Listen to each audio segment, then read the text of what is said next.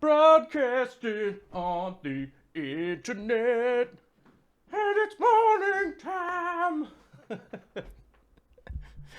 Oh, internet. What's going on in the morning time? Are you driving around? What are you doing? Are you driving around in your car? Because I don't think you should be watching live streams if you're driving around in your car. You could be listening, right? Right? You could be listening, maybe. Maybe if you have like YouTube Red, you could be listening to the show and driving around. But I don't think it's safe to be watching and driving around. Oh, I don't even have this thing turned off over here. Hold on a second. Yeah. All right. It's Friday morning out here in the world where I'm at. Hold on. Hold on. Get out of here. Get that thing out of here. What's that thing doing? Hold on. We've got button difficulties over here. What are you doing, button? There we go. All right. Sorry. I had to fix that thing over there. It was doing weird stuff, man. It was doing weird stuff. Now my phone's going off. God, does everybody know it's 8 in the morning? Okay. Well, it's 8 in the morning on a Friday here. Lovely Western Washington. Glad to see all your bright and shiny faces. I don't know what time it is anywhere right now, honestly. Let me think. So it's 8 hours ahead in London, which means it's 4 p.m. 5 p.m. in France and Germany, right? So that would mean the Netherlands, it's like 5, I think. 5 p.m., right? In the afternoon. It's 8 a.m. where I'm at right now, which means Alaska, it's 7. Does that mean Hawaii, it's 7 a.m.? I'm not sure. But then we got to start backtracking the other direction and think, okay, let's think here for a second. So Australia, it is midnight, right? I think it's midnight in Australia. That might be right. I might be wrong. Frank Dominguez says 8 a.m. in California. Karen Pepe is here, says 11 in New York City. You better not get your salsa from New York City. You got to get that Pace Picante. This is not sponsored by Pace Picante. I'm just saying an old commercial because I'm 100. Fishy Mailman's on his first cup of coffee. I'm on my second cup of coffee. Actually, I slept in today. You guys, I slept in all the way to the late hour of 6 a.m. in 10 minutes. 6 a.m. plus 10. As you guys can kind of tell, my voice is still a little weird.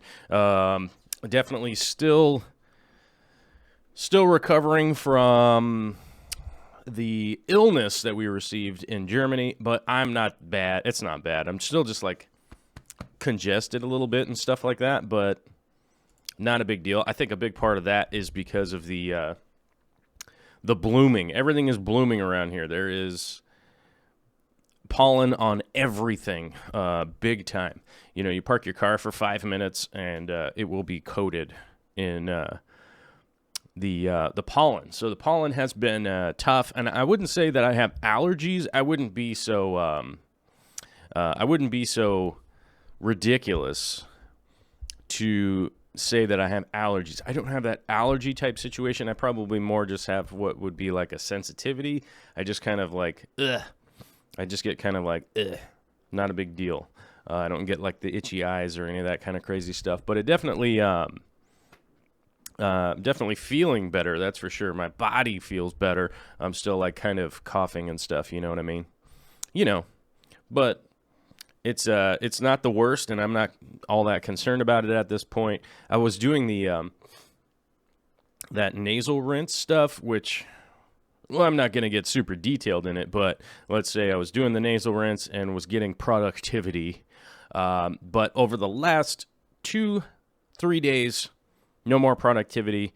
Everything looking completely normal from my sinuses and all that kind of stuff. So nothing's like impact in there or anything like that. So we do have the benefit of the returning health. So that's good. Why an early show today? It's an early show on Friday because we are going to be hitting the road in 4 or 5 hours. 4 or 5 hours from now, we'll be hitting the road and going off into the wilderness once again. I will be taking lovely Vicky Toria is coming with us, and the lovely Jimmy from the Aquarium Co-op fame, if you know, or even his own fame, just him being awesome dude. And I would consider quite the cinematographer, editor, video creator. We're going to go up there. I'm going to shoot some videos. We're going to get a bunch of stills and do some hiking around. We'll also be bringing one of our buddies who's, I don't know what you call it. He's kind of a wilderness man, and he's going to be coming along and scouting some area while we're up there. So we'll go with him and be scouting around, go look around out there, and then obviously probably shoot some fun videos and stuff. Where we're going, they were saying, the trout is running super strong right now. People are pulling 16-inch trout out of the lake and river up there where we're going. So I bet we'll be running into a lot of fishermen or fishing type people. I don't think I'll be doing any fishing personally, but I do believe that some people that will be with us will be doing some fishing. So we'll probably get some local fish video, right? And I'm probably going to do like a cooking episode because I think Jimmy and I are going to do some cooking while we're up there. But bear in mind that Vicky Toria has the reins on that big time. She's an awesome cook when you go camping. It's like you're not even in the woods, man. She makes awesome stuff while we're out camping. Turtle Girl says, "Are you going to call Bigfoot and bang some logs against the trees?" Yes, I will attempt to summon the Bigfoot. But you never know. You never really know when the Bigfoot's going to show up. And I think, as we all know, the Bigfoot does have magical powers and doesn't allow himself to be videotaped or photographed, right? You know? Who was it? Somebody, let me check the chat here.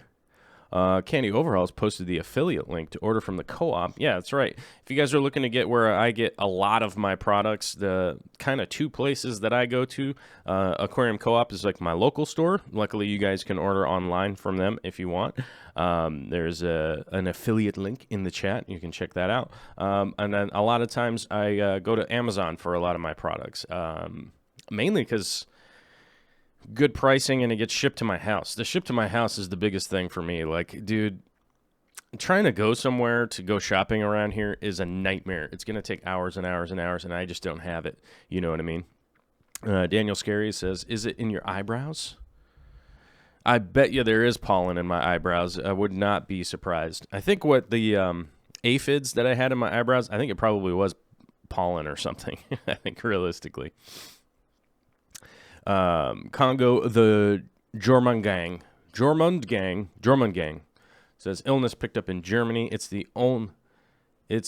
You will only want carbonated water sickness." Yeah, that definitely was interesting. I will be making a video about that I think will help out most of you all, which I think should come out on Sunday.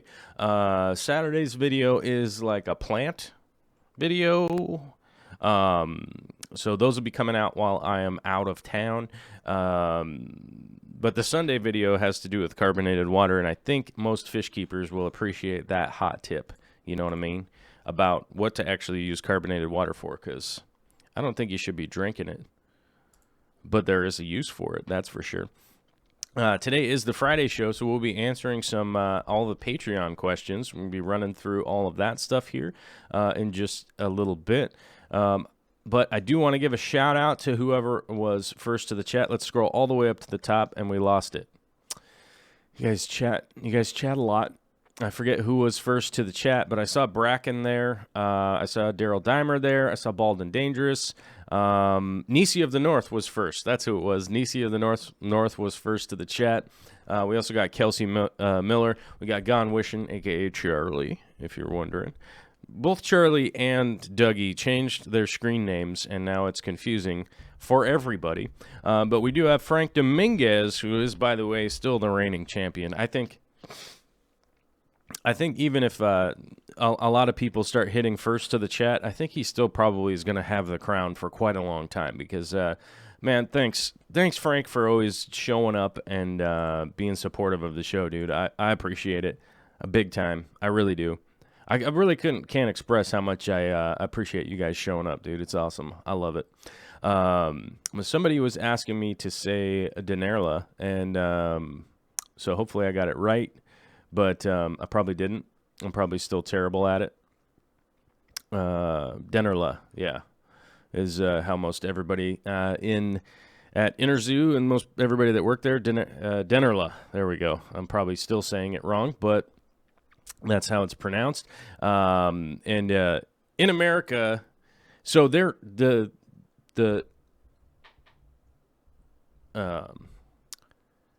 their name is actually would be in English pronounced Denerel, which I wish there was like a way for them to spell it and make it look like, oh yeah, this is a German word, you know. But it realistically just, you know,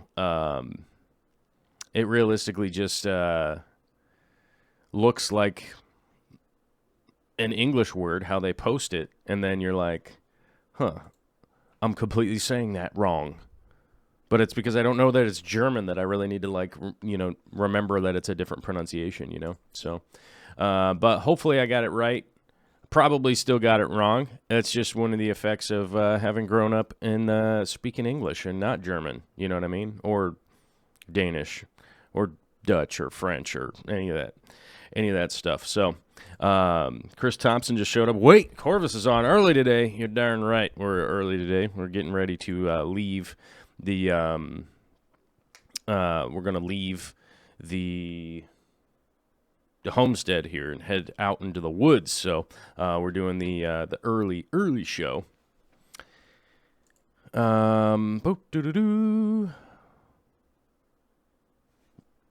Let's see here.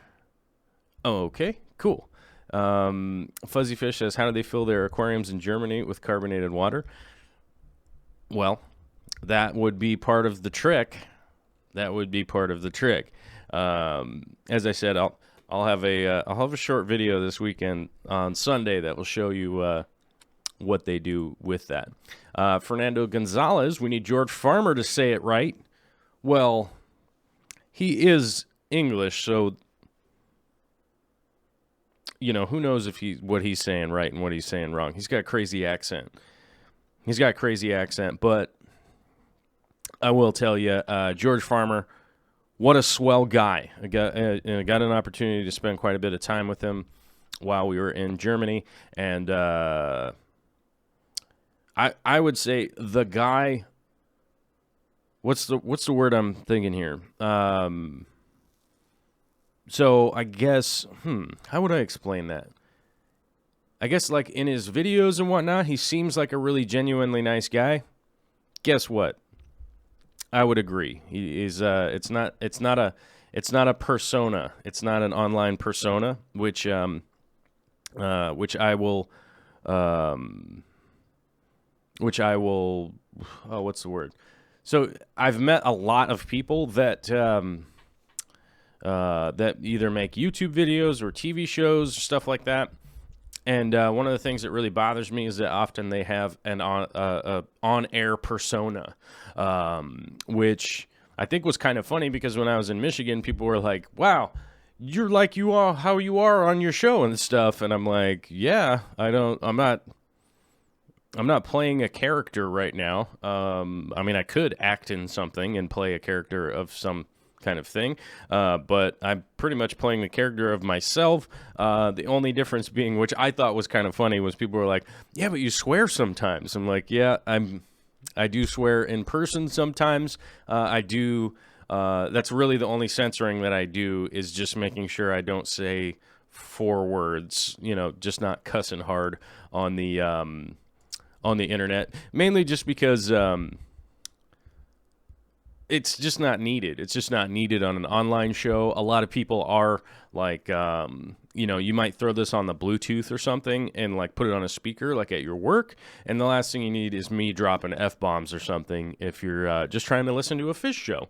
So that's basically the only censoring that I do realistically. And it's kind of funny how a lot of people in Michigan were like, dude, you're just like you are online, except you were swearing.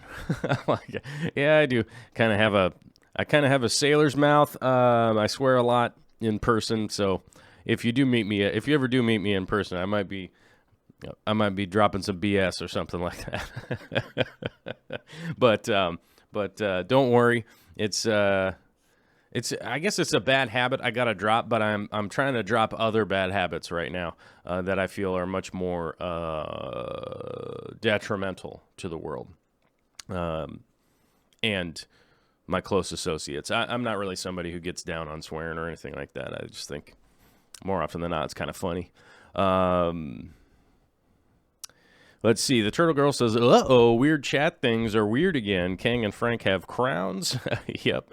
YouTube is changing things again, you guys. So we will see some people in the chat with crowns and that are have moderator wrenches and weird things. Don't worry, it's YouTube's just updating some stuff again. They're making some changes, and don't worry too much about it. I wouldn't be super stressed out. We know who the moderators are here, and but yes, it will continue to do weird stuff for a little while, but wouldn't be super stressful. Derek Runyon, one of our big-time supporters, man. You see that super chat from that dude the other day? It was $100. And it's legit. And we have to be, like... I think it would be dishonest for me to say that, like, yes, somebody that gives me $100 super chat, they do kind of move up in recognition. I think... that's just reality because, like, dude, that's awesome. Thank you. And then it's like, oh, Derek Runyon has a question. We'll answer his question real quick. I'm not asking for super chats. I'm just saying, you know what I mean? I know a lot of people have gotten down on the fact that they're like, super chats are ridiculous. I try to answer everybody's questions. You know that. I know that. We all know that. So first I'm going to answer Derek Runyon's. Then I'll answer Barb's question down here and Kelsey's question. Derek Runyon says, thinking about putting CO2 on my 90, what regulator would you suggest?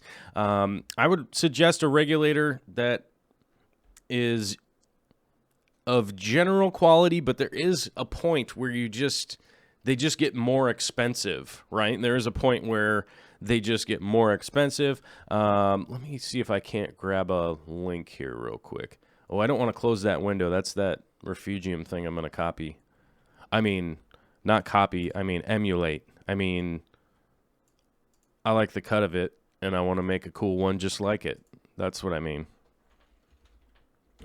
Tech CO2 regulator. Let me get one here. I don't like that one. I don't like that one. This one broke when I had it. Here we go. Aqua. Okay. So here is what I would consider to be a pretty decent regulator for a decent price. And oftentimes what a lot of people need to remember is that, like, Up Aqua isn't the one that's producing this regulator. This regulator is produced, who... You know what? I don't want to be wrong when I say who produces it, but here we go. Jin Ben Sun is who makes the solenoid. The solenoid valve is decent. The adjustable regulator on it is decent. It's obviously not the best one. It's not the highest end one. It's not the most expensive one. But I do have experience with this. Like I said, this one's just branded under Up Aqua. It's produced all brass and works relatively well. I would say it's probably going to last a year, 2 years, 3 years, 4 years, to put a number on it. It's not going to last forever, but I've been using them. And when they break or get really screwed up, you can A, rebuild them if you want, or B, it's not super crazy to buy another one. This one's like $74, and then you'll basically just need to find a bubble counter that you're looking for if you want. The one I use is the same type. It's just branded by a different company, which is more expensive now than the Up Aqua one online. I think the one that I use is this one plus a 6-stage splitter, which is like almost $300 right now for whatever reason. I don't know. I don't know why it's so expensive, but it's realistically just just one of those things. All right, so we have a question from Barb Vision. Hey, fan question: how do you get more views and subs? Is there any easier way to do this, as my channel has only 52 subs and I'm finding it very hard to do? This does not seem to be growing. Okay, first of all, Barb, I would say one of the things that you need to do is figure out ahead of time, like, what video you're going to make, and then actually go into making that video. Make yourself a little bit of a script and kind of follow it, then remake that video. Basically, make the video, then remake it is going to be the easiest process to make a really good video. Honestly, it's the best way to make a really good video, is to make the first one, then find out what you don't like about it, then reshoot it again, put that together. Then one of the things that you'd want to do is go to Morning Fame. Is a company that will help you add your tags, right? The searchability, the title, all of that stuff. Morning Fame will be able to help you do that. You could always shoot me an email, like Candy says. She just posted my email into the chat. You guys can always email me on there. I could always send you links and stuff. We do have a couple of questions from the email today, which is awesome. I'm always loving email questions. I like to put them into the show as much as I can, because I think if one person has asked me, I bet you there's at least 5 or 6 or 10 people that have that same question. So I love answering from the emails. I see Rob is in the chat, and people are asking, is Amanda pregnant? I don't know. Vicky Toria is pregnant, though. I beat Rob. Last time Rob was here and we were talking, I was like, who's going to win the race to us having a baby first? It might be me. I might win that race at this point. I don't know if Amanda's pregnant. I don't know. But y'all dig it. You know what I mean?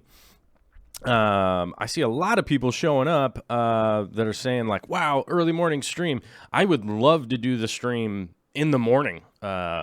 So realistically, there's only 106 people here, which is pretty low for a normal show. So, but it really comes up to you guys. Honestly, I'll respond to the popularity. Like if a early morning show is really popular and this time slot does work out really well, I'll do more in the morning. So if you guys are interested in that, it really just kind of put the ball in your guys' court. If you want to blow it up, send it out, share it, do whatever you guys want to do. Cool. If not, I'll stay with the regular 3 o'clock time slot. I would much rather do it in the morning. Like at 8 o'clock or even 7 o'clock or whatever. I'd love to do it in the morning. I love getting up early and getting stuff together, But to continue answering the question from Barb would be, go to Morning Fame. That'll help you with your tags and all that kind of stuff. That'll help it at least get served up to more people on YouTube. That's really the biggest barrier that you have right now, is that it has to be searchable for people in order to get it, for it to, show up in their feed and stuff like that. So getting that stuff sorted out beforehand is going to be your best bet to be able to get more people on board. And then obviously, and I guess not obviously, sorry, I'm making a huge assumption to say that something is obvious, but do what you can to expand your social media presence, whether it's Facebook, Instagram, Twitter, all those. Start posting up on those to start driving people in, because, for instance, you could be posting stuff onto Facebook, and then Facebook people are like, man, I really like your pictures. I really like the projects you're working on. What's going on? And you'd be like, hey, check out the YouTube. I make the videos and stuff. Same thing with Instagram, same thing with Twitter.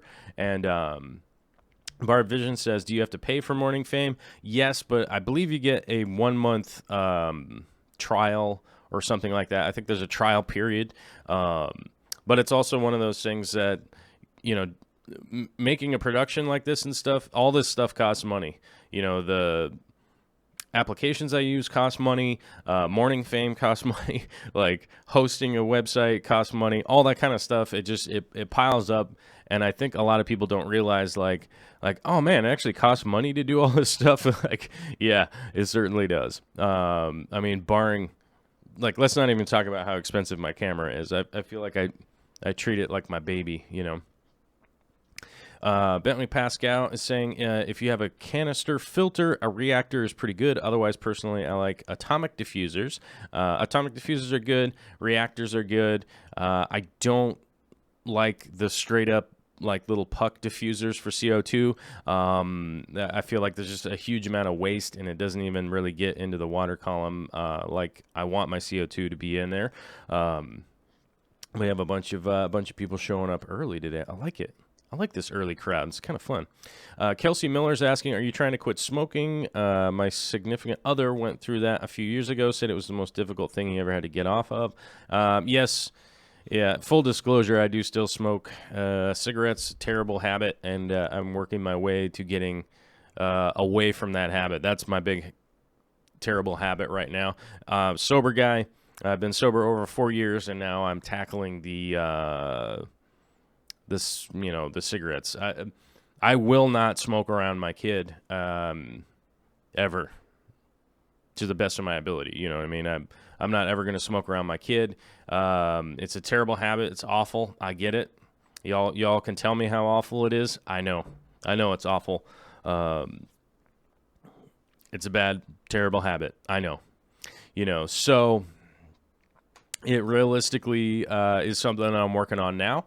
As I said, I've been sober for over 4 years, and I'm really working on getting off of that. So to tell you the story, last time I quit for like a year. Everything was going fine on that front, but I was not sober at the time, and basically a lot of bad decisions led to more bad decisions, and ended up getting back onto the stupid cigarettes, you know what I mean? So it's ridiculous. People have asked me the question.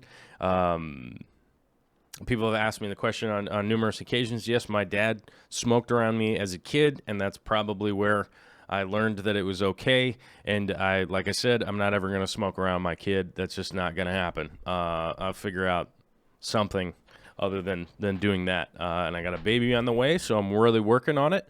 My dad was in the war and stuff, so he came with some bad habits from the war. That's the reality, that probably is what kind of put it in my head that it's not really that bad, So it's a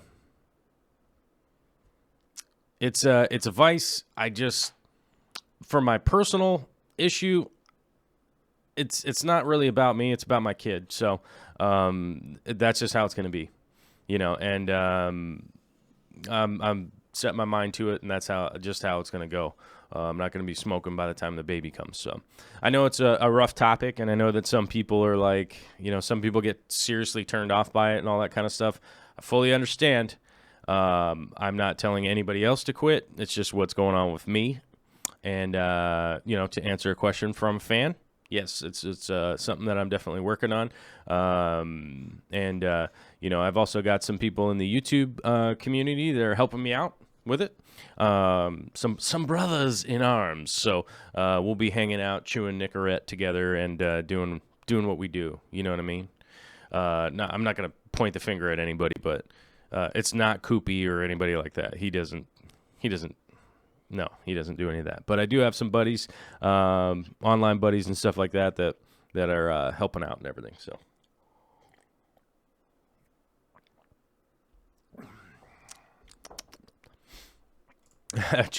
Johan S says, feels great when you're a quit and the baby comes and you have money left. I like that. That's awesome. That definitely was the thing for me when I quit drugs and alcohol. It was like, where did all this money come from? Where's these big piles of money? Where'd this all come from? Yeah, it was a big thing that I could easily point out to people. If you want to get sober, it does make living way easier. It's way easier. It's hard to quit and it's hard to get sober, but once you do, it's like life's just way easier. It's a lot less problems. We have a super chat from Chicken Lips 2 says, do you even aphid brow? Do you even aphid brow? I was having issues like getting that out. You know. Of course I do. I have these giant eyebrows. Of course I have aphids in them.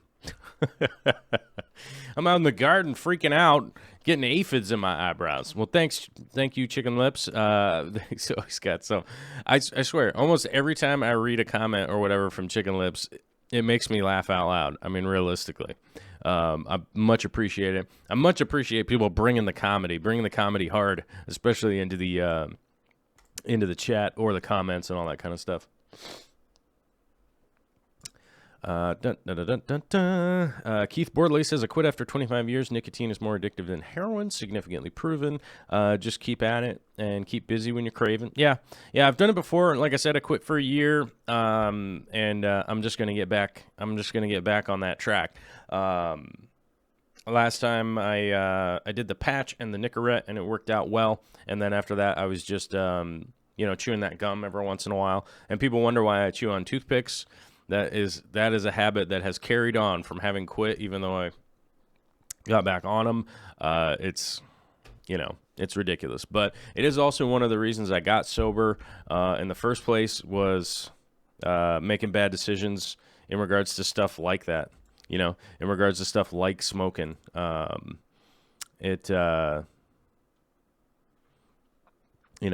I wouldn't have started smoking if I wasn't doing the other stuff. You know what I mean? I just wouldn't have.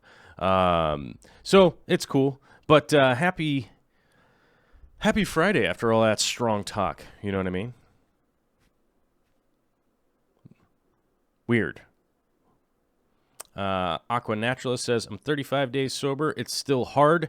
Aqua Naturalist, I will say 100%. Yes, day 35 is hard.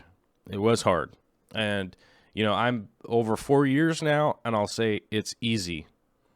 I mean, it's not easy, but it's just way manageable. And I remember at day 35, people would tell me that, and I'd be like, dude, I don't know what you're talking about. It's ridiculous. Whatever. You're like some kind of space creature as far as I'm concerned. I don't know really what you're saying, and I know that when I would hear that kind of stuff, I'd just be like, dude, I don't know what you mean. That's ridiculous. I'm at day 35. I'm freaking out. I'm having issues. Aqua Naturalist, I would say go to some meetings, talk to the people, do some step work, and keep on rolling. Keep it rolling. Keep it going. You're going to find there's probably a lot of stuff that you probably need to work through. I know that rang true for me. It also rang true for a lot of people that I've worked with over the past, at least just this last 4 years. There's going to be a lot of stuff, right, that you're probably going to need to work through and everything, but do it. It is 100% worth it. It's no joke. I'm not even kidding. And I'm not blowing smoke up your butt or anything like that. I'm saying, like, legit. It's well worth it. 100%. Chris 1 says, have a nice stream, guys. Catch you all later, and congrats on the coming of your baby, and good luck. Well, stop smoking. Get the dog out. Yep, it's legit. Barb says, keep on keeping on, which is legit. And, I have to stay busy every day. I always have to stay busy, 100%. The Fishy Mailman with a $10 super chat saying $10 for the Send Candy overhauls a painting as a housewarming present fund. Thank you, Fishy Mailman. Fishy Mailman's a huge supporter of the show and the stuff that we're working on here. And thank you, man. I would love to at some point send a painting to Candy. Right now, I'm 100% stressed out over the stupid car stuff. As you guys know, back in late November, early December, I got crashed into in a hit-and-run situation. Some guy crashed into me and then drove away. Are you running away if you're driving? I guess you're in a getaway. Like a getaway. But I was in a hit-and-run situation, and we finally got the... So, let me backtrack here a little bit. So the insurance company I was dealing with would not take the quote from my insurance company. They wouldn't take a quote from any body shop. They wanted what's called and I put my air quote fingers up here, snap claim, which means you have to sign up for their application, right? You sign up for an app. They get a bunch of your information from having signed up to the app, and then you walk around the vehicle and take pictures and type into their app and let them know like the stuff that's broken. And by the way, I am not an auto body repair appraiser, right? That's not my job, but it's in their best interest for, the user, the person trying to claim because something of yours was broken by somebody else, right? Right.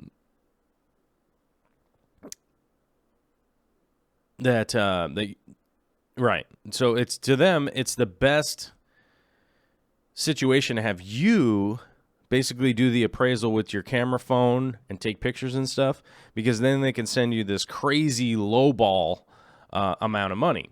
And so just to give you a breakdown, they basically said it was going to cost $300 to fix my truck, right?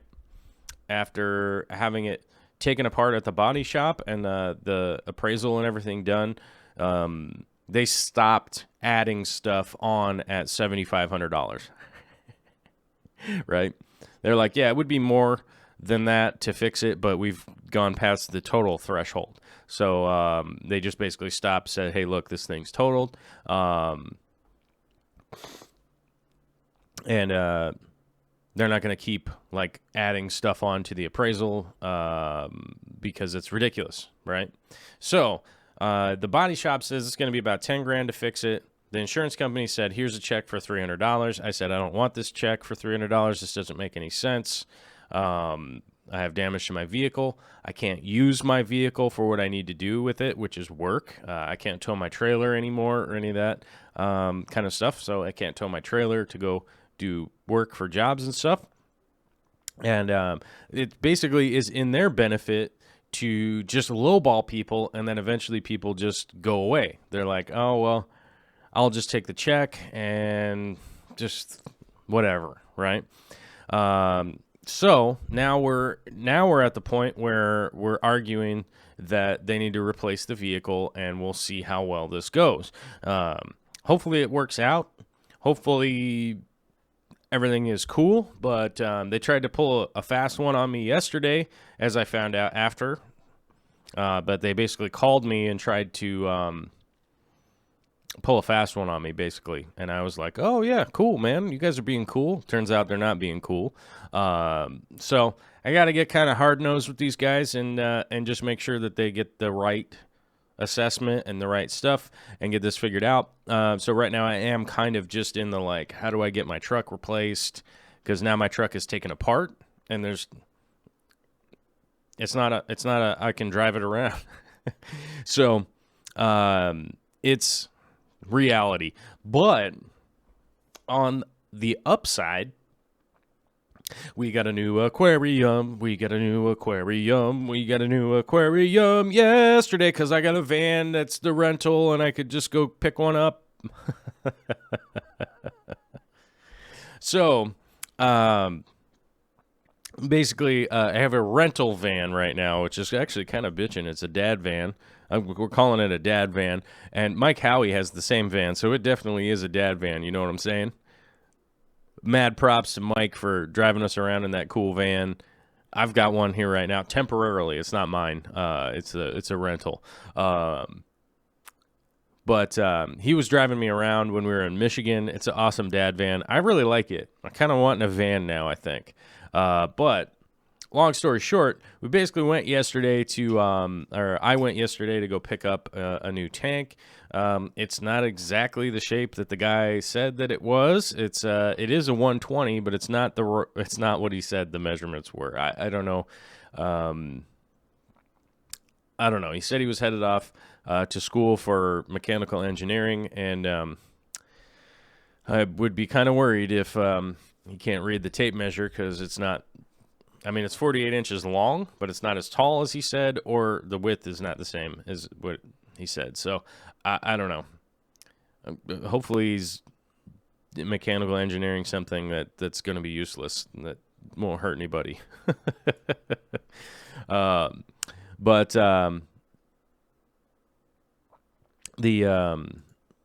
But I did pick up the tank. It is a nice tank. It's a nice acrylic tank. I'm probably going to end up cleaning it and seeing if I can make it fit. If it could fit and do what we want it to do, I might make it work. But I'm sort of 50-50 right now if it's actually going to go in the fish room or not, because it's not exactly how much I want it to be. It's not exactly the right size. It's 48 inches long. It's 20 inches front to back, and then it's 28 inches tall. So, which is not what I wanted, and it's not what I'm still working for. Daniel Scary says, I saw the picture and presumed you put a sump on the rental. Of course I put a sump on the rental. You know what I'm saying? Put a sump on it. You know what I mean? You know what I'm talking about. Hold on, I gotta type in this thing over here so this will load. But of course I put a sump on the rental. It makes sense. But it still does come out to about 120 gallons, so it is the right size tank, but the dimensions are a little bit weird. It does have a nice overflow off the side, which I find to be quite nice. So it is nice. It's thick acrylic. It definitely was worth what I picked it up for. But it was at least an hour-long drive to go pick it up, so I just certainly was not going to be like, nah, never mind. It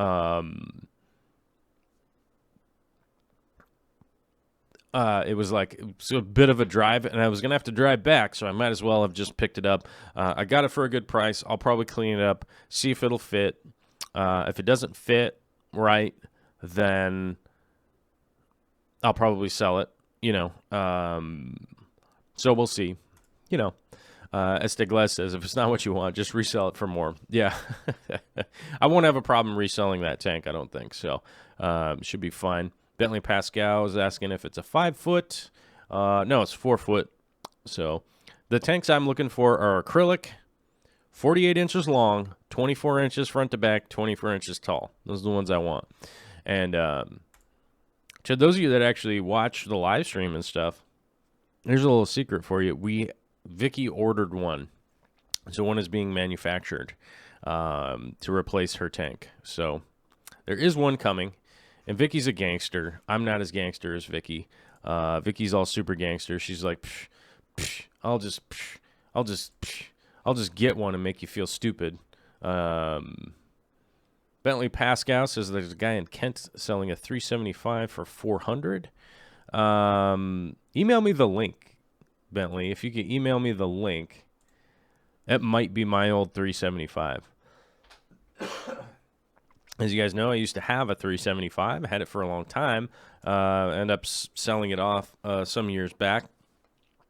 It might be my old tank. I'll be able to tell if it is, as I've seen it up for sale a couple times. And the couple of times I've seen that 375 that was mine, it's like that is it 100%. Because I put a different overflow in it. It's pretty specifically like, yeah, that's the one. Candy posted the Patreon, which is where the questions are going to come from today when we get to that. Kramer. Kramer DC9 says, like spike. Should we do the like spike, you guys? I don't know. Did anybody hit like yet already? I don't know. I don't know if the like spike even does anything unless you have like a billion people watching, which we only have 120. So, I don't know. Does it do anything? I guess we'll just count it down. Why not? 5, 4, 3, 2, 1. Hit the like button, I guess. I guess if you're watching this later, if you're watching this later, hit the like button. We already have the troll that already hit the dislike button. That guy or girl, whoever that is, shows up super early, super fast, which is funny. It's funny that anybody would even know that. Mateo's asking, are my initials scrawled in the glass? Actually, it's an acrylic tank. So no, I didn't scrawl my initials in it. Barb Vision says, why don't you do a share spike? That's a good point. We should do a share spike. That's what we should do. We should do can everybody get your share together? But I don't know. It seems like a lot of people are confused on how to share. So maybe we could all get on the same page for that. Fishy Mailman says, finally awake after my third cup of coffee. My brain thought an aquarium question. Could you recommend a Physodin for a bonsai tree? The best luck I ever had with doing bonsai trees, numerous different plants, but nowadays I pretty much go with Anubias Nana Petite for making my trees. I find it long term to be much better. Although I do have a Physodin's tree in the 240 right now, maybe I should one of these days do a highlight on it, like the upsides and the downsides. Which somebody could shoot me an email and remind me. Let me see. All right, we've got the email. We've got the email from Bentley. Let's see. Let's check it out here. Pet supplies in Renton. That is a $375 for sure. Maybe. No, that's not it. Nope. That ain't the one I used to own. Looks kind of like a disaster a little bit, though. Who's selling this? Just got the tank and now having a change of plans. Not a lot of description or anything like that. It does not look in good shape. It does not look in good shape and just happens to be a big tank. Looks like a lot of crazing along the edges.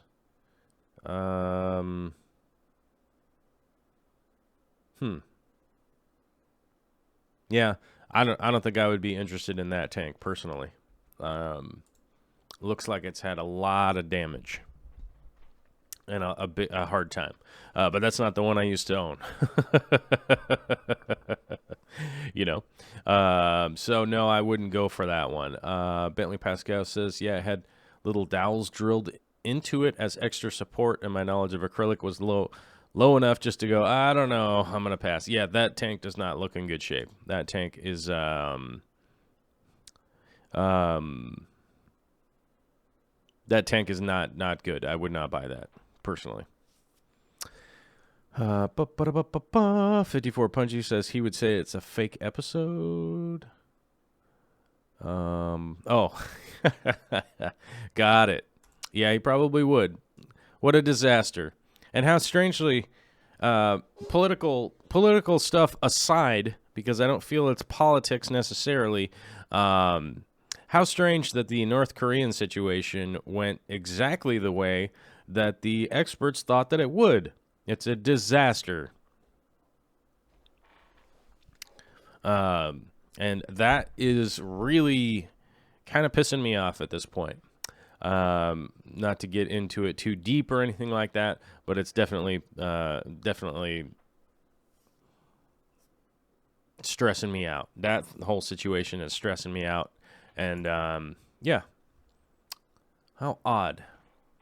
Bentley says, I spoke to the guy, keeps giant pacu and the like. Your assessment is spot on to mine. It's seen better days. Yes, that tank looks like a disaster. Classical Aquatics, I use a Python for water changes, but when I do my shrimp tanks, I'm always super nervous about sucking up shrimp. Tips from the community on what to do. If you are going to do water changes in your shrimp tank, there are two ways that you can do that. You can either use a what am I thinking of here? What's the word? The filter intake, either the sponge over the front, or what I used to do is where the water's being ejected into the sink or wherever you're draining into, I would actually put my net over, so the hose would go like this. Hold on. I don't have any chunks of hose here, so never mind. Don't hold on for physical displays. I'll just use my hands. I would actually put a net underneath. Hose would drain into the net and would generally catch anybody that had gotten sucked up. And was always a great way to actually eliminate the culls that I was going to move to another tank. I would just use my siphon tube like, nope, nope, nope, nope. And they would be in the net. So it would that was actually kind of an easy way to catch anybody that's gone that way. You could definitely use a sponge. That's typically what a lot of people would use. Pantyhose I found to always be a problem because it'll generally get clogged up, and I don't want the things to get clogged up, which is why I would use the net on the back end, and it would just catch whatever plants or whatever nonsense I sucked up with the hose, and would definitely leave the would definitely catch all the shrimp that I would suck up with the hose too, and I could always move them to a new tank or just put them back in. But I don't like having something on the front end, personally. I know a lot of people that do that, but I don't like having something on the front end. It almost always gets clogged up as you're kind of going around and trying to get things. Jared Byron had to head out. Time for a sushi lunch. Oh, digging it. That's pretty cool. Let's see here. Okay, I think we're pretty caught up on the chat. If I missed anything, if I missed any of your guys' comments in the chat or whatever, feel free to post them. You could even copy and paste them and post them back in there. Don't spam the chat, but you know what I mean. If I missed something, go ahead and throw it in there. Let's go over to the new scene. Yeah. Oh, that's right. I have to move the chat over here, and then I have to open up this so I can control it. Yeah, look, I got my cursor over here, and you all know what's up. Eric Esparza, who is new to the Patreon, and I have to say he is highlighted here a couple of times in the Patreon questions, right? And I'm happy to say, welcome to the Oceaneers, and what a good candidate to be jumping into the Oceaneers here, because what a nice looking tank. Definitely doing good work. Oh, have a free plug for the Easy Green over here. Look at that, and some Tetra Flakes. Digging it. He's clearly got some kind of saltwater thing going on over here, I'm thinking, because this looks like his little hangover refugium situation. But this planted tank looking good, lots of good plant growth. It's got a nice amount of duckweed at the top, which means, that means good experience, right? That's good experience, I think. I think that's what that means, right? But welcome, Eric, and I am happy to welcome you to the group here. Getface, who's long time with the crew here, showing off his new setup. He's got a new tank setup, and the first attempt was Monte Carlo. The shrimp dug that up. Second attempt was seeds grown external. The plants, shrimp dug them up. Third attempt was seeds grown external and planted in a tank for a month before fish added. The Corys dug them up within a week. So, got some Ludwigia palustris, Limnophilia cessif. I'm going to say this wrong. Sessiliflora and Echidorus Blahere from Tropica, and they look big and healthy. Should look good when all grown in. Yeah, look at that. you guys, this is a perfect example right here of with Planet Aquariums and stuff. It's very important to just keep trying, just keep working, just keep trying new setups, learn from the mistakes, and just keep rocking and rolling. You know what I mean? And eventually you get to a point over a long period of time where suddenly you're making magnificent things, and it is becoming very easy to you because it's just all starts to become second nature. So always recommend. Keep working on stuff, trying some new setups, trying new things, adjusting what you're doing, and also try not to fight your local water. Try to fall within your local water so you do something good. Shrimp can be a big pain. They're always digging stuff up. Cories, the reason I don't keep cories anymore is because of, let's see, third attempt right here. The third attempt right there. That's why I don't keep cories. They almost always dig stuff up, and that's just the reason I don't keep them anymore. I love them. I think they're awesome, but they're a pain for my planted tank, which means you gots to go. You know what I'm saying? So maybe it's me being a little bit rude, but that's just kind of the way it is. Flip Aquatics says, Drew Schmidt, send me an email, Rob at Flip Aquatics. I would love to come out. To what? Is there a good way to get a hold of you? I'm VP for our local club and would like to talk to you about getting out here to Utah next year. Oh, that'd be cool. That'd be fun. Drew's recruiting in my chat. Yeah, if you have any questions for Rob, send them to, or I guess you could put them in the chat, but Rob at Flip Aquatics. Highly recommend him. Highly recommend him. That's your guy if you need help.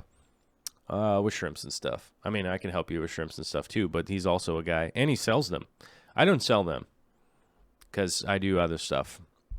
Randy Hightower is, let me see.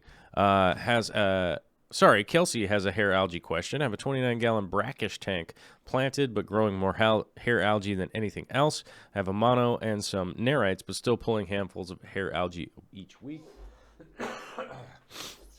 My first guess would be have too many phosphates in that tank. I would work with the brackish situation, kind of run your brackish up and down, do some water changes, and balance that out. You are definitely going to have to find some halophytic plants. If you look up halophytes, I posted it in the chat there. Halophytic plants are plants that can live in brackish water. They can convert from fresh water to salt water and back again, or live in a brackish situation. The easiest way that I recommend to find halophytes or halophytic plants for people would be to kind of scroll through some lists that you'll find and identify some of them that you can find like at the hardware store or a local nursery. Get the obviously get the Latin names for them, and you could probably go to your local nursery and then be like, oh, they've got them here, and it's only like $5. So, because they're not like specific to aquarium trade or anything like that. So it is a really cheap, or not cheap. Let's not say cheap. Let's say cost-effective way of going about it, and getting some of that stuff for a brackish tank. I spent a lot of time researching halophytes and where I could find them, halophytic plants. I love them. I'm super excited about a lot of the studies and work that are going on with them now because it is relatively new. It's only about 30 years old that they've been cataloging them and stuff like that. Last time I checked, they were up to about 9,000 plants. I fully identified that actually are able to, move for a brackish situation. So Kelsey says all of her plants are halophytic, growing fast, but being overcome by algae. Yeah, I would up your water change a little bit and also do some testing to see what you have going on and what is at either something is at an elevated level or nitrates are just crashing to zero all the time. That's normally the two things with hair algae, or like basically you could have high phosphates, or something is super high, but or nitrate is down at 0, and that's normally where you'll get hair algae coming from. But hair algae is pretty easy to remove. It's pretty easy to get past it. The best thing that I would recommend for most people, and this would be more local advice than anything else, I would consider, first and foremost, doing small daily water changes and working past it until you get to a point where it starts to really start clicking in your head. But you might have crazy water where you're at. I have pretty clean water here, so that's the advice I would give for the locals. But I'd need to know more about your water to give you like real advice on what to do. But I would be testing to figure out what's going on. JH Aquatics is up on a ladder doing some painting and sealing up a house. I'm liking it. If you got YouTube Red, you could always listen to this show. Anyhow, back to the Patreon question. We got Vince Grippa says the Hillstream loaches at my local fish store spawned and a few slipped into my pocket. Only had to distract the owner with 1.5 hours of electrical work before the store opened. Smart. I like that. That is a clever distraction to roll in and do some electrical work, distracting the store owner, and then bag up some Hillstream loaches when they're not looking, right? Definitely dig it. If you guys don't know, Vince is an electrician. He's been working on his local fish store. He's given us some updates on that, and I'm super into like being able to check out some of that progress that's been coming along. And he's been generous enough to post some of the things that have been going on over there at the local fish store, and I appreciate it. Excuse me. I need to get some water here.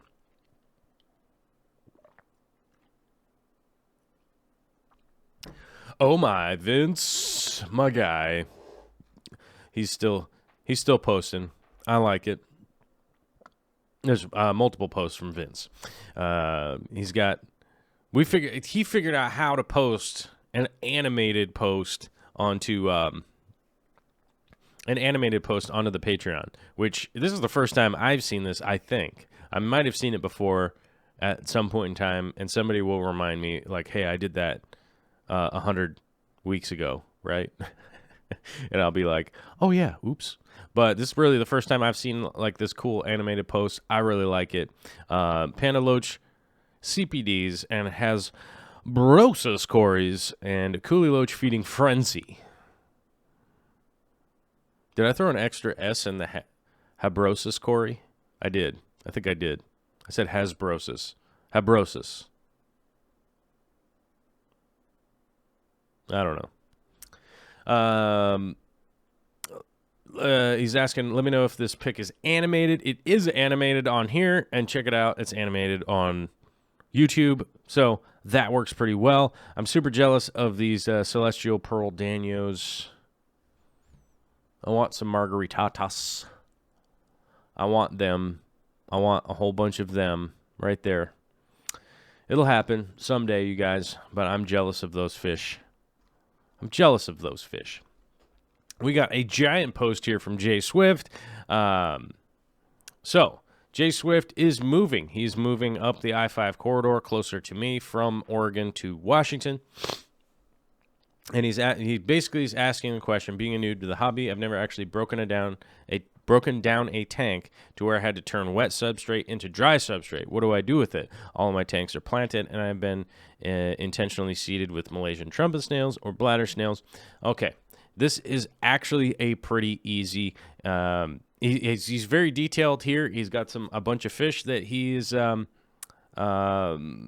selling off or rehoming and stuff. So that's what a lot of that post is. But the main question is, what do I do with the substrate? What do I do with getting it ready to store and whatnot? Now, the easiest thing that I have found in my experience to do with this would be to take all of that substrate and lay it out outside onto a big tarp. Allow it to completely dry out. It's actually a perfect time of year to be able to do that. And then you can, basically put it into buckets with lids. I actually have had some substrates stored with water being super wet, straight out of the tank, into a container with the lid on it, it being closed and in the dark. I've had that stuff stored for 3 years at one point in time, which was mainly fluorite. I think it was mainly fluorite and Eco-Complete was the two main substrates that I had stored like that were wet. I even had them wet with the snails in there. Malaysian trumpet snails were in there, bladder snails and a couple other kind of snails too, and they just sort of lived in there. At one point in time, I took one of those containers that had been in for like a couple years and took the lid off. Was like, oh, okay, not a whole lot. Well, I mean, it wasn't like super stinky or anything crazy like that, but it was like, oh, okay, still wet. A little bit stagnant, but not super gross or anything like that. But reflooded them into the tank, and snails showed up. They were just in there doing their thing. It's super crazy as it sounds, but I've done that. But the easiest way to, if you want to dry store the stuff, would be to lay it out on like a big tarp and allow, the power of the sun to dry it out. Then you'd be able to move it into a dry container if you wanted to store it that way. But definitely break down the tanks, clean them with vinegar. If you're just going to be storing them, clean them up with a little bit of white distilled vinegar. And when you go to store them upside down. You want to store them upside down, not the regular way that they go. For multiple reasons, but essentially just the longevity of storing it is store them upside down. It's going to be the best way to do it.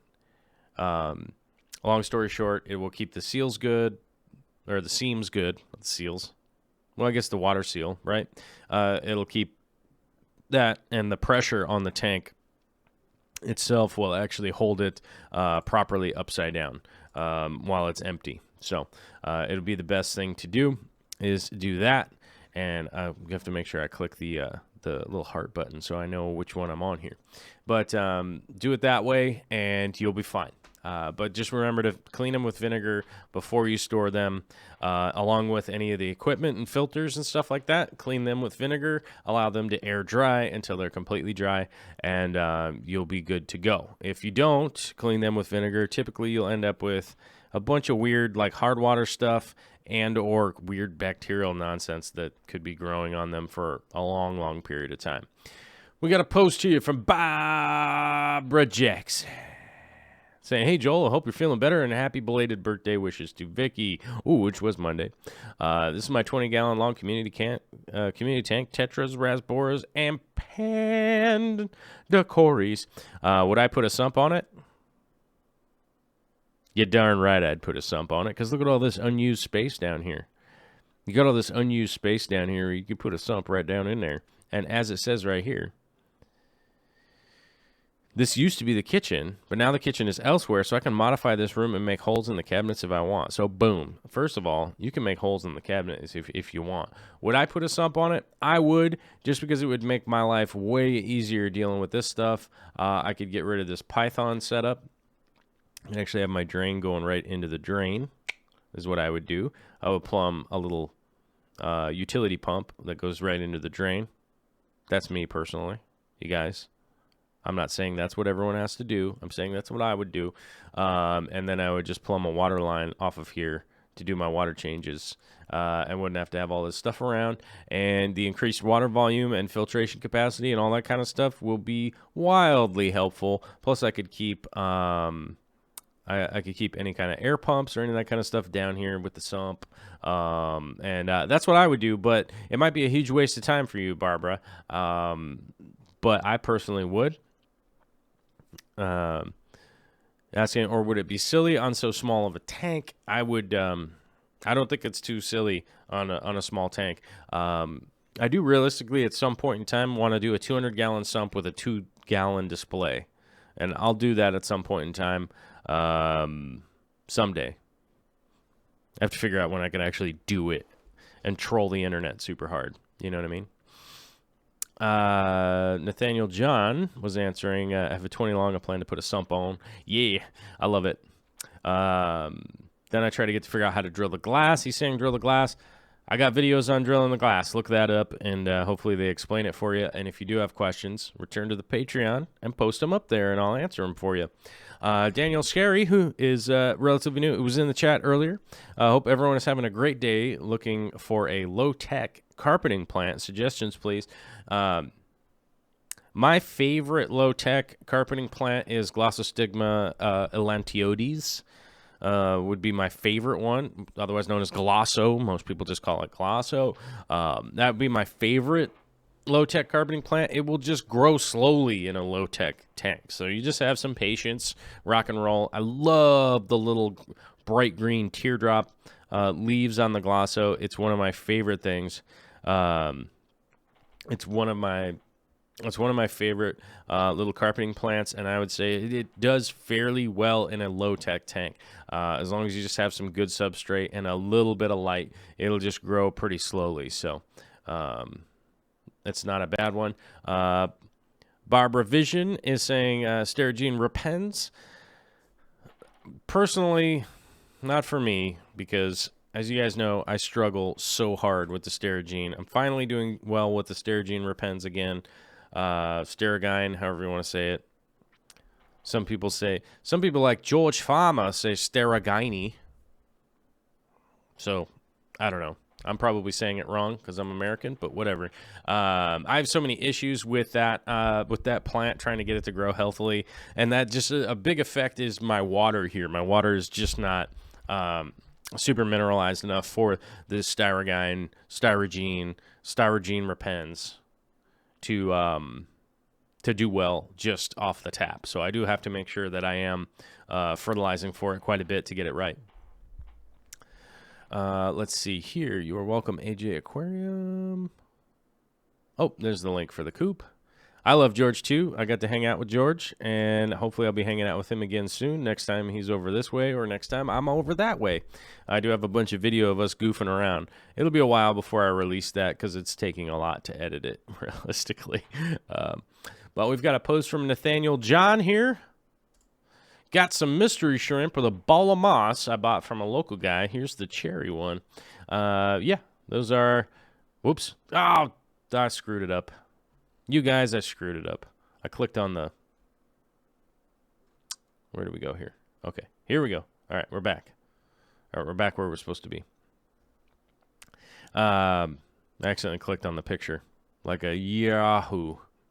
But this is from Nathaniel. Yes, that is a cherry shrimp, Neocaridinus. So should do well in your tank. You got them in for free off of a moss ball. Daniel Squires, why does all the free stuff taste better? Not sure my wife thought I was having an aneurysm by the way I was freaking out the first time I saw this little guy swimming around. I would highly recommend cherry shrimp for anybody out there. They're such a fantastic little critter. I mean, I spend hours and hours staring at my shrimp and enjoying them. I would recommend cherry shrimp for anybody out there. Just add them into your tank and go big. Speaking of shrimp, Daniel Squires, one of our main man around here. I haven't seen him in the chat today. He must be asleep. He must be sleeping in. One of our main man moderators around here says he posted his new little beauties. He's got some nice looking cherry shrimp, crystal shrimp, not cherry shrimp. He's got some nice looking crystal shrimp here. It looked to be a little bit of a low grade, but that's a great start off point because oftentimes the high grades are difficult to breed and stuff like that. But as you work them up, you can start from some low grade, work them up, cull out the ones that you don't want, aka move them to another tank. You don't need to murder them in order to cull something. You can just move them somewhere else. Not that big of a deal. You don't have to murder to cull. This is what I'm trying to say. You can just cull them out and slowly breed up in your own local water and work your way up and have some great shrimp in a year, 2 years, and definitely go some high quality ones. It's definitely a lot cheaper to start in with some lower grades because you're not overwhelming the pocketbook in order to pick some up. I almost picked up some red crystal shrimp yesterday because I'm just tired of not having high-grade shrimp, and I want to get some high-grade shrimp. I almost bought the ones yesterday, but I realized I wasn't going to be here this weekend, so it probably wasn't a great idea to buy that guy's colony and then bring it back, throw them in a tank, and then leave for like 4 days or 3 days or whatever, however long we're going to be gone. It would be better to be here and kind of monitor them as I had brought them in. But you know how it is. Maybe it's just my paranoia. Maybe it's just because I'm broke and my truck's broke and all that kind of stuff is broke, and I don't want to spend money on something that might die while I was gone. So, I mean, I guess that's that's probably the realistic way to look at it. It would suck if if $150 died while I was off camping. You know, like it would just be like, oh no. So Nathaniel John posted the other shrimp that came in for free. Super shy, sorry for the poor image quality. It's blue and clear. Not sure what type of shrimp it is. The fact that they are both... what's going on there? The fact that they are both surviving well makes me hopeful that I could actually buy some shrimp and start a colony. Yes, this is a great way to find out how well you can do. I'd probably get... personally, what I would do is probably go get like 20 cherry shrimp. This looks to be... I mean, it's really difficult to really pick out in this picture, but it looks like some kind of really shrimp. But the picture makes it really difficult to tell exactly what it is. But from your description, my knee-jerk reaction is, oh, like a really shrimp. But my recommendation to most people would be like, go get 20 cherry shrimp, take care of them, let them breed, let them go wild, sell the extra ones, and generally you'll be doing fantastically. Pamela Early Wine posted a picture. This is the pennywort on top of my 29-gallon aquariums. I'm getting ready to cut it. I think it's out of control. Getting ready to water change, try to cut all this pennywort out and get rid of some of the duckweed that is also out of control in this tank. And then here's another picture from Pamela of outside of the pennywort. I personally love pennywort, but this is one of the downsides, is that it grows like crazy. It's just really one of those things. It grows like crazy and can get completely out of hand. And as you guys know, I hate like having to trim plants all the time. So that's why I currently don't have any pennywort, because I'm like, it will do this in my situation, and then I just have pure chaos. And not to say that it like upsets me or anything like that. It just, I don't like having to spend time trimming all the time. Chad Krotz posted up here. Let's get to this real quick. All right, trying to get thoughts on this. My first tank setup, it's been running for fish for about 6 months. In March, I decided, hey, I can keep fish alive, so I ordered a plant pack from the coop. This is just straight up gravel with a root tab or two. I do a weekly 20% dose for easy green instruction. Okay, first things first here. Test. You want to test not necessarily the exact instruction on the bottle. The instruction on the bottle is sort of a jump-off point, whether it's CChem or Aquarium Co-op or Thrive or whatever. The bottle's kind of going to be kind of your jump-off point, and then you're going to have to test to figure out what's going on. So water parameters, everything, zero nitrate, or water parameters, everything's at zero. Nitrates are around 50 to 60 parts per million. pH is 6.3, 6.5, and GH pretty low. Still trying to figure those out. Any advice is helpful. Daniel says, seems to be a lot of nitrates for a planted tank. Monitor how much nitrates the plants are taking so it's not increasing with dosing each week. I find Anubias to be a slow-growing plant. Also make sure not to bury it in the substrate. Yep, that's all great advice right there. Yeah, and that's pretty much where I would have gone with my assessment of what's going on here. We do have some algae spots showing up and stuff, and we have 50 to 60 parts per million of the nitrate, which means that most of the other stuff that is going along with that dosing is probably compounding and getting higher up. So I would look to drop that down a little bit and kind of clear it up a little bit, because typically if you're fertilizing, right, your nitrates are that high, you're also dosing a bunch of other stuff too, which could be what's going on here. And it also sounds like your GH is a little bit low, so I would work on trying to bring that up, because that also helps with absorption. But I can tell from this rock right here and from the spots on the Anubias that you got going on that you have a little bit too high light, and you do have a little bit of excess nutrients going on, which is going to be accountable for that little bit of algae that you have going on. If you bring that back in and kind of balance it out a little bit, you'll see that start to clear up a bit. And Anubias will take a long time to kind of convert to your water. As you guys have noticed, that I've been adding Anubias to the 150 and the 240 over time, and it definitely.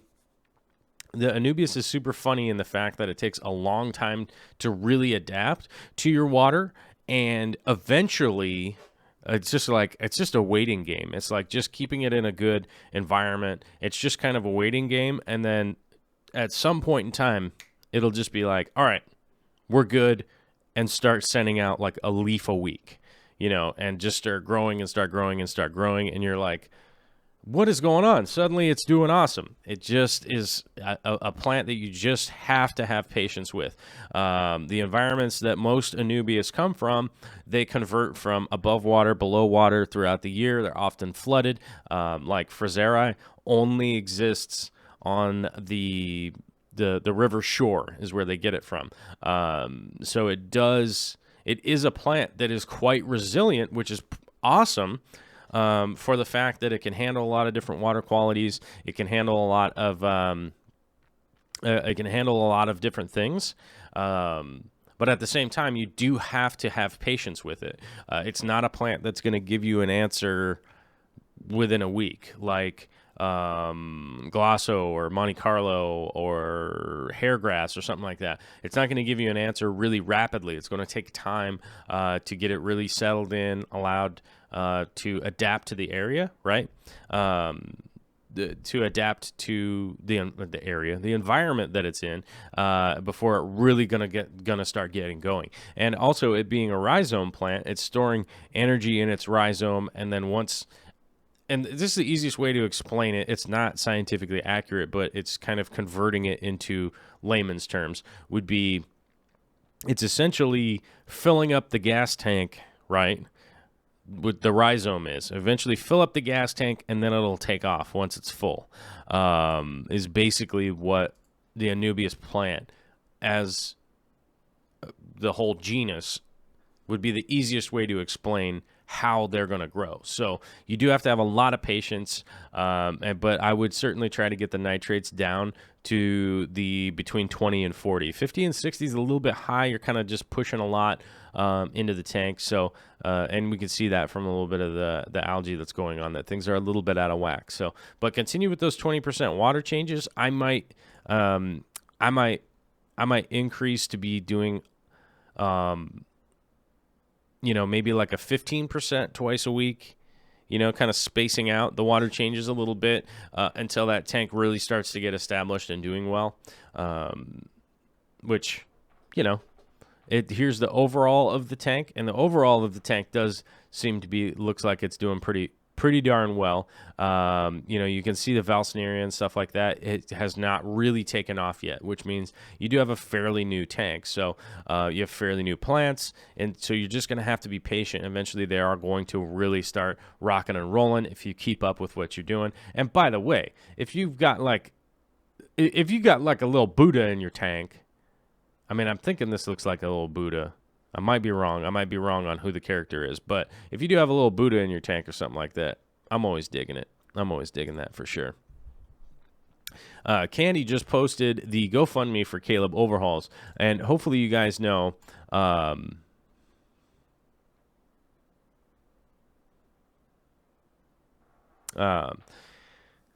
if you guys don't know who Caleb is, Caleb's our #1 fan, and as much as I appreciate everybody, your super chats, your Patreon, all that kind of stuff, one of my big focuses is trying to help the overhaul family and trying to essentially kind of stomp out the leukemia situation that they're dealing with because of all the peripheral stuff that insurance, our government, all that kind of stuff doesn't pay for. That's kind of where friends and family and the fish fam and all that kind of stuff, that's where we all come in. If you want to check out the GoFundMe, it's definitely a huge help. We haven't hit the goal yet, but we will hit the goal at some point in time, and I look forward to it. I look forward to the day where we'll actually be able to cut the ribbon, drive out to Montana, give everybody high fives and freak out, and have a bunch of laughs, and maybe drop off a painting or something like that. So that's the long-term goal, and we're still working on those long goals. I see the Coop is in the chat. He's not dead. People are asking if we're going to do Real Fish Talk next week. Real Fish Talk will be back Tuesday at our regular appointed time. And as far as I know, we will have a guest. And if you don't like our guest, we don't want you. Because our guest is one of the most likable people I've ever met in my life. Much more likable than myself. Much more likable than Jimmy. Much more likable than Corey. He's just super duper duper duper likable, and I can say that because I say what I want.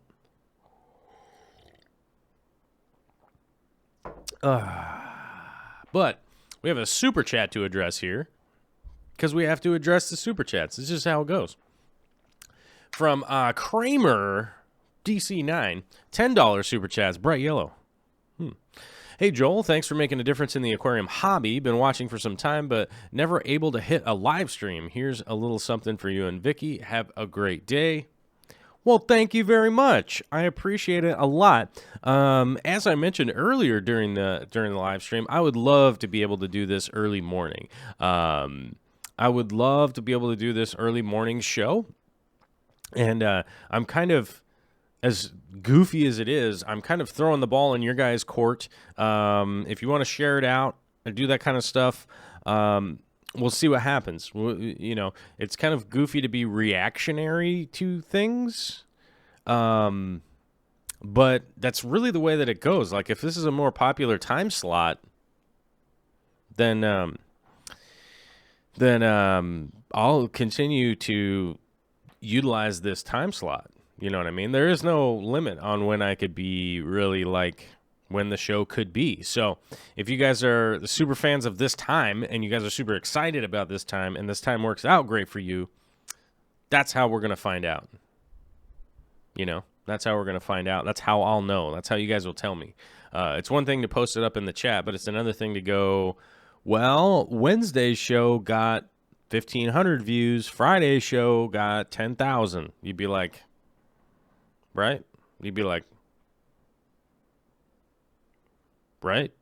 You'd just be like, oh, you know what I mean? So if it's something that works out for you guys and it is something that you guys want, you guys know how to let me know.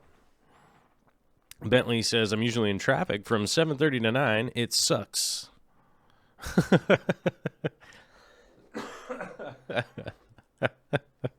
That does suck. Yeah. Is somebody more likable than Jimmy? That seems, is that even possible? Well, yes. Yes, it is possible. It's more of an age thing. Duty! Mr. Chips is back here like, what are you doing? This isn't when this normally happens. We're normally outside running around. We got another post from Eric Esparza, which this probably clarifies what I was wondering earlier when we were talking, he must have a saltwater project. Because, oh, yes, that actually is a saltwater project over there with that little hang-on-back refugium. So that explains it. And, yes, so he posted his freshwater earlier this week, but now my salty tank. I'm excited to get some more work done on my reef. There's going to be a lot of cool reef stuff coming up probably next month. Well, yeah, because there's only 5-6 days. But middle of June, probably beginning of July, there's going to be a ton of reef stuff going on this channel. So people will probably freak out, throw their arms up in the air, but hopefully they'll throw them up and maybe clap and cheer or something like that. We got a post here from Elias Garcia Vargas. Nice. I haven't read that out loud yet, but Elias, nice to meet you acquaintance, saying this is the first fish tank I've ever had, and it's about a year old now. I believe I got it in April of last year.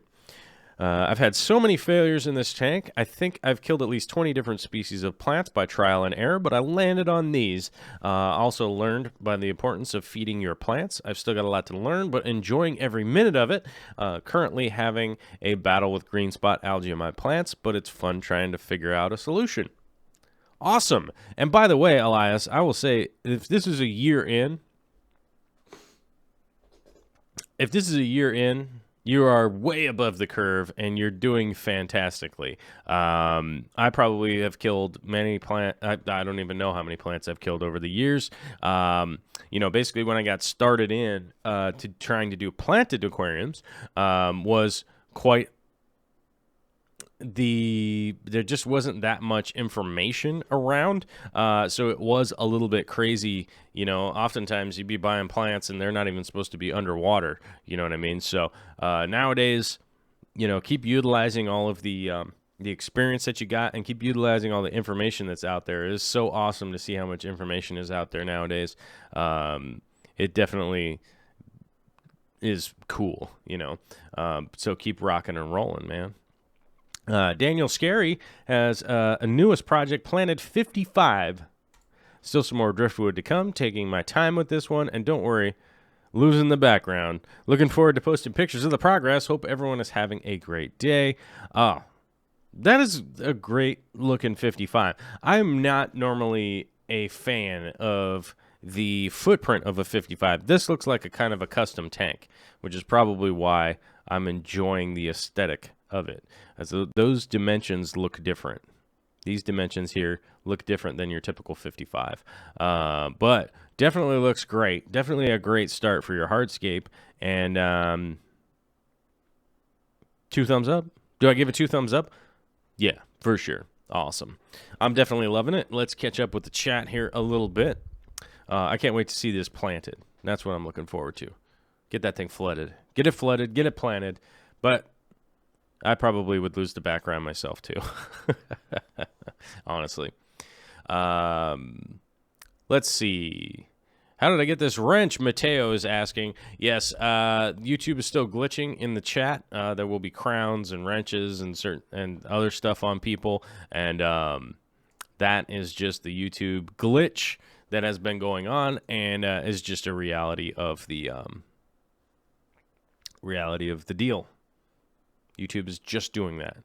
Mateo says rimless. Yes, this one actually is rimless, but it looks like a custom setup. The black silicone and all that. Like it's not your typical run of the mill 55. I don't think it's exactly. Daniel Scary says definitely. So maybe he knows. Maybe he knows who made it. Could be somebody. Could be somebody really cool. Yeah. Let me see here.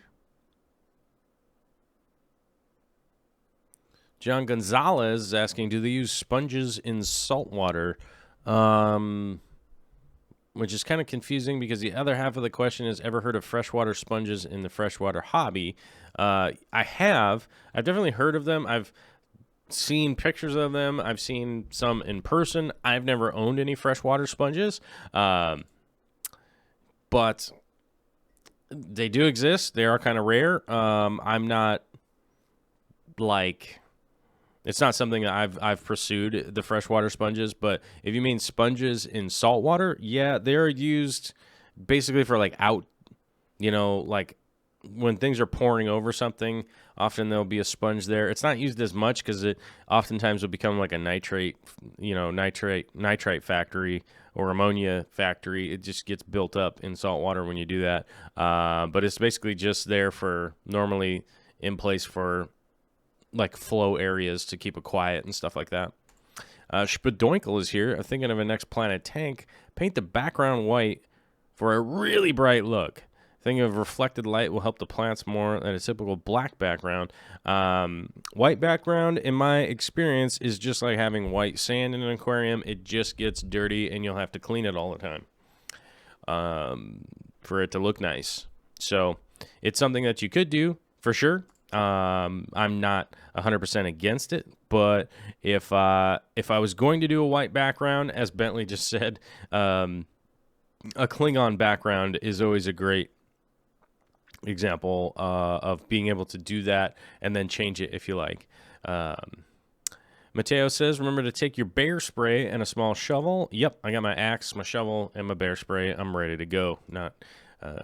I know a few things about hanging out in the woods and fighting off bears and spraying stuff in their eyes. You know, it's kind of a thing.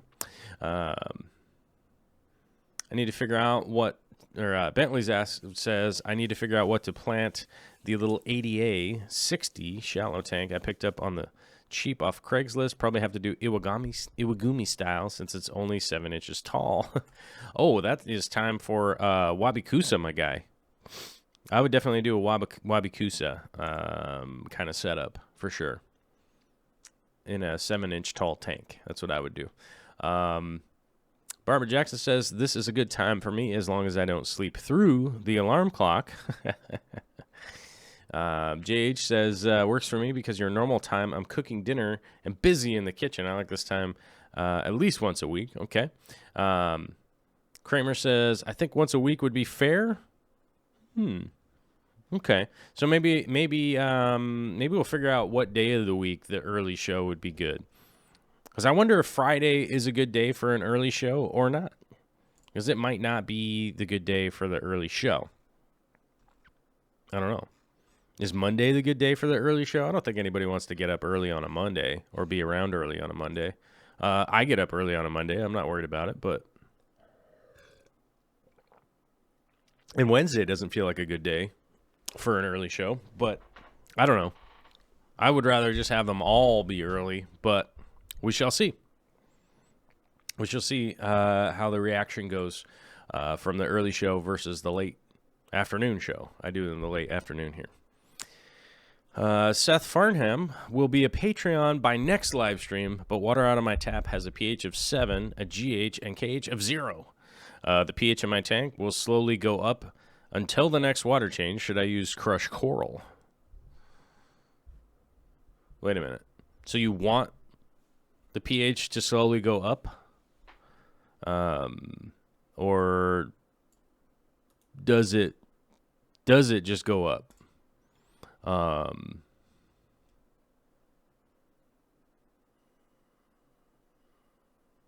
Because, you know, crushed coral will raise your pH. So I'm trying to figure out if you're trying to raise it slowly. So if you're trying to raise it, yeah, that'll do it.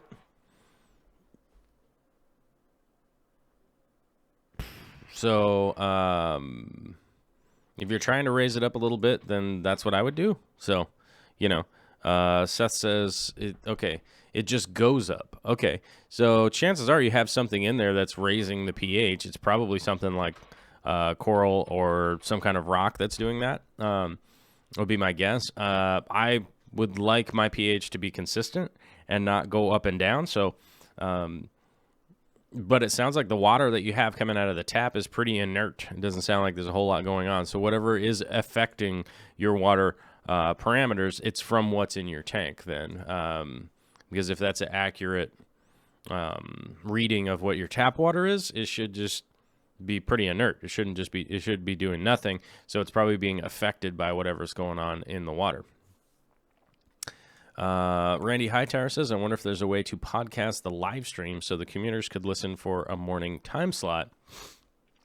Randy, there already is. If you have YouTube Red, which is a couple bucks a month, YouTube Red will let you listen. You can listen live, and you don't have to have your screen on or anything like that. You can actually just listen to it.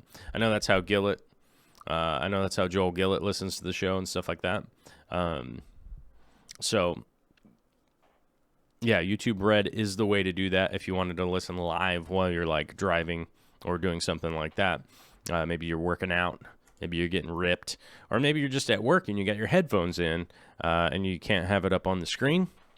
YouTube Red is a great way of doing that.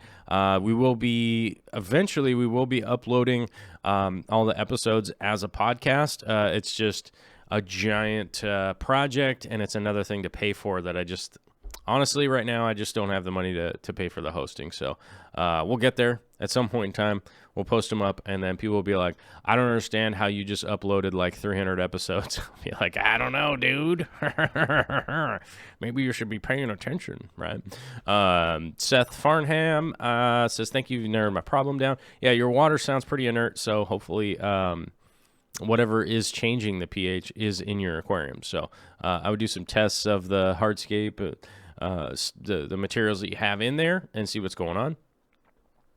CJ Black says one of the first real fish talk episodes is on Wabi Kusa, KUSA, believe. Yes.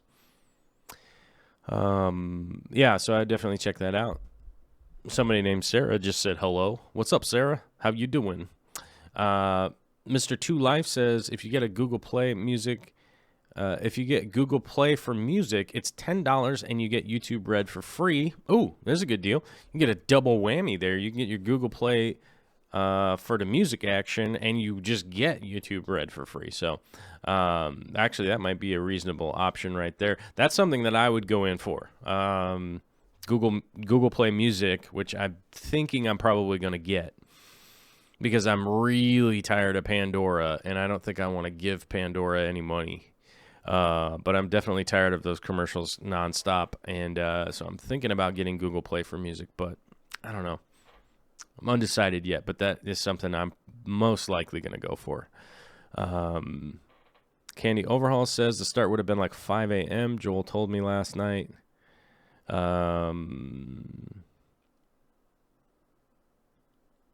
Yeah.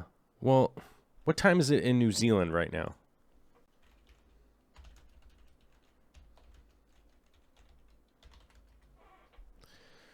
Yeah, it's 4:43 a.m. So, I think a lot of people in Australia and New Zealand would be pretty pissed at this broadcast time. Although Chatham Island, it's 5:28 somehow. That makes no sense. How weird is that? But yeah, it definitely is. It definitely is pretty middle of the night as far as Australia and New Zealand go. So no disrespect to them. But you know, if I look at my viewership, my biggest viewership is the United States, Canada, and the UK.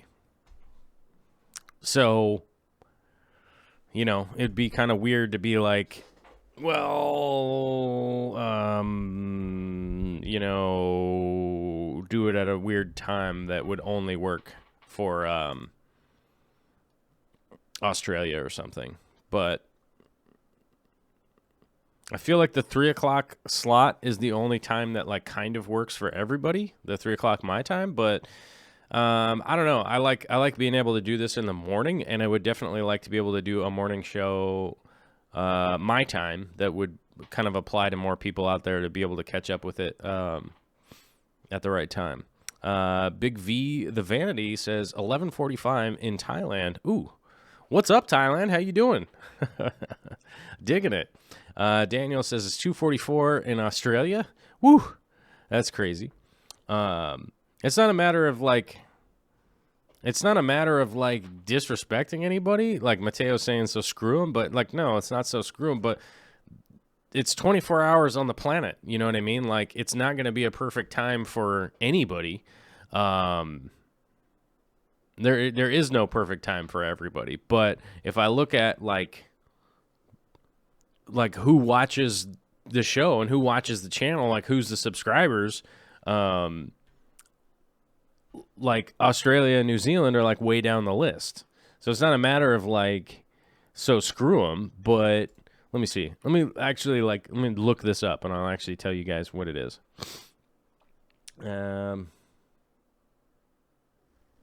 Let's see. So we need, oh, that's not right. Wait, where is it? I'm trying to figure out where it is. Because I found the... Where was that? Where did that go? Demographics. There's the gender. Where's the stupid worldview? I don't remember where... Can't remember where that worldview is. It's in here somewhere. I guess I started talking about something that I wouldn't be able to look up super easily. Let me see. Where is it? Have 1 day a week different time slot keeps everyone happy. Yeah, maybe I could do just the early show on Friday and maybe do...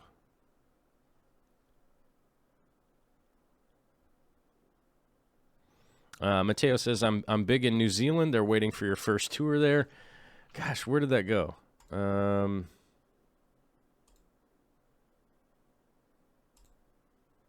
trying to figure out where that report is. What is it under? I know I was looking at it the other day.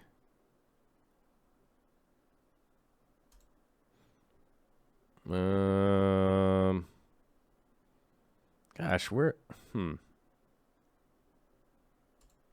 Let me see here. I don't know. You know what? I was trying to look it up, and I'm realizing that I don't know where it is. It's supposed to be under analytics. So there we go. We upload that.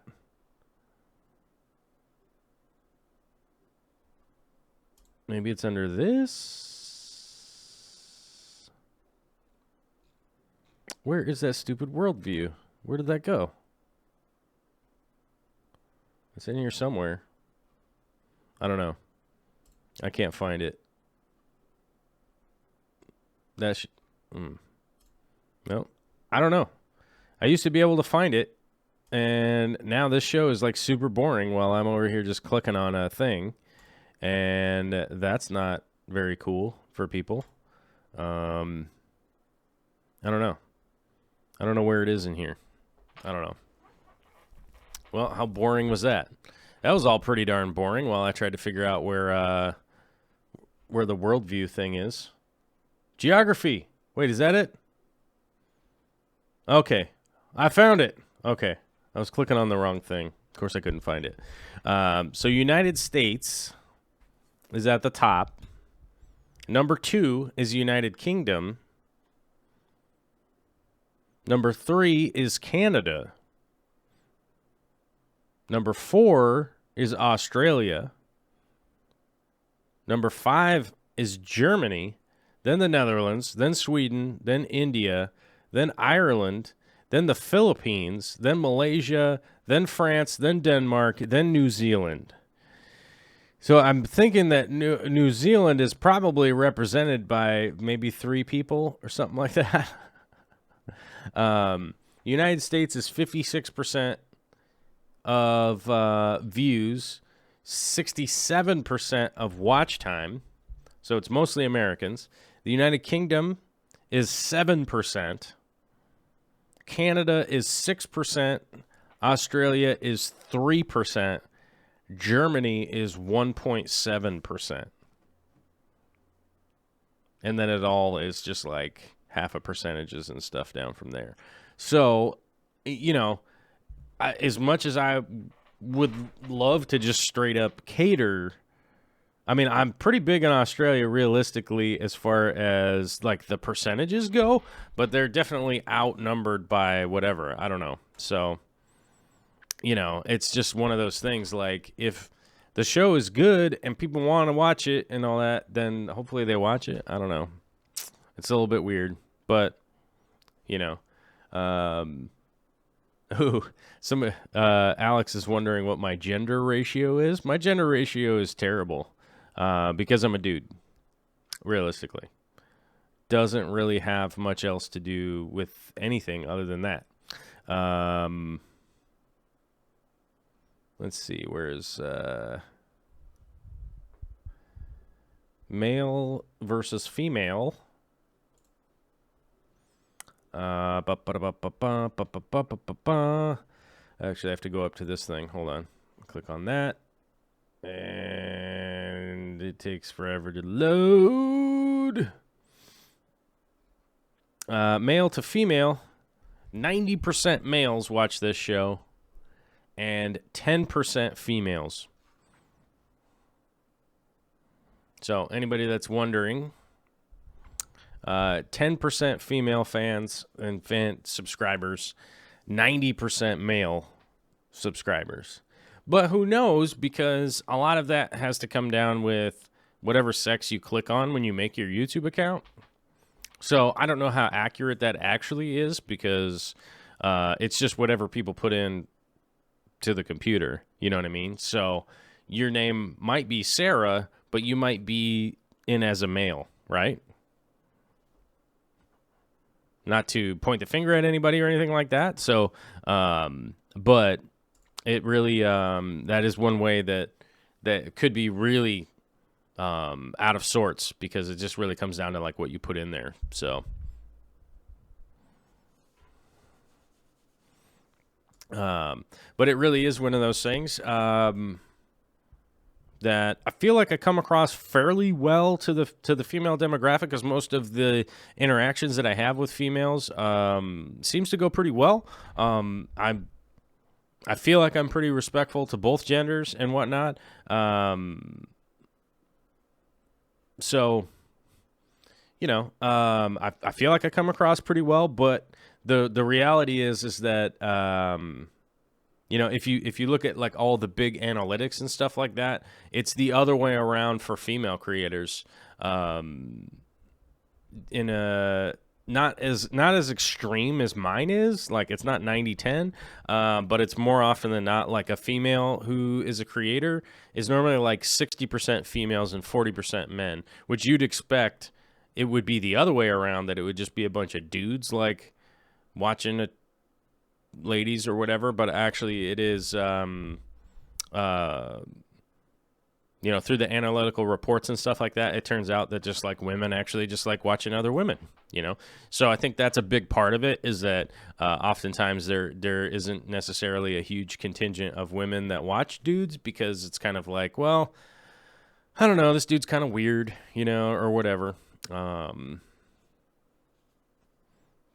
But I wish it was more 50-50, because then that would actually like make more sense to me, based on the world, right? Because the world's pretty much 50-50, but it just, I don't know, I just appeal to dudes, I guess. I don't know.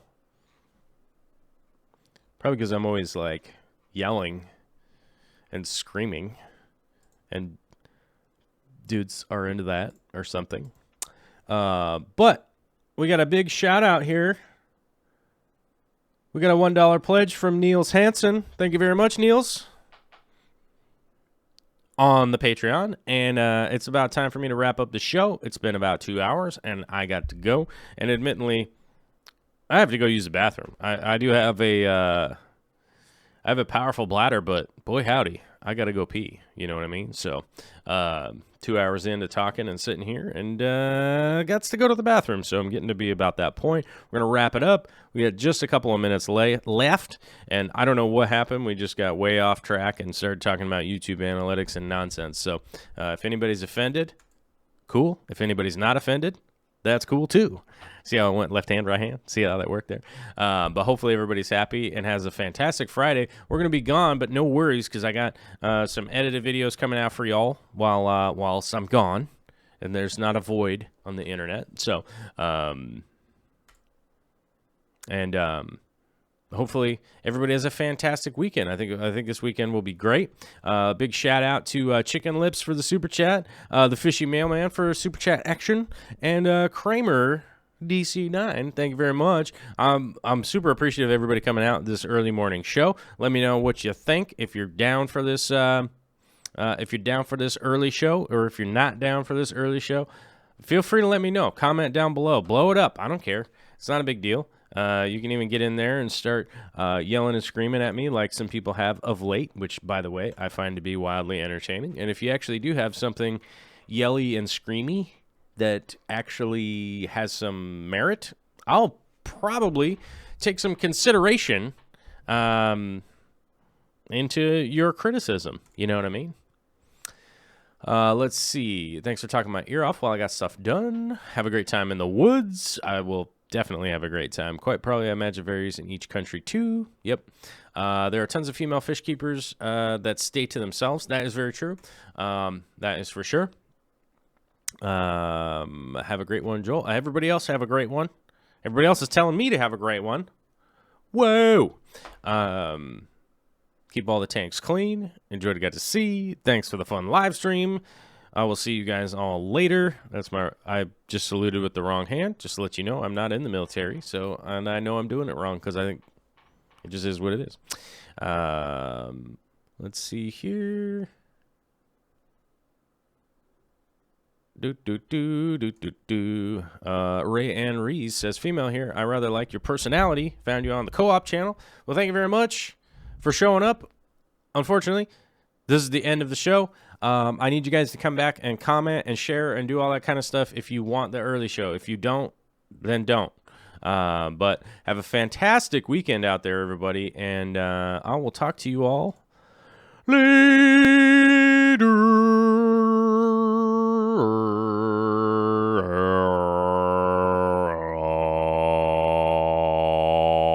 CJ Black, you can't hide the button from me because it's morning time.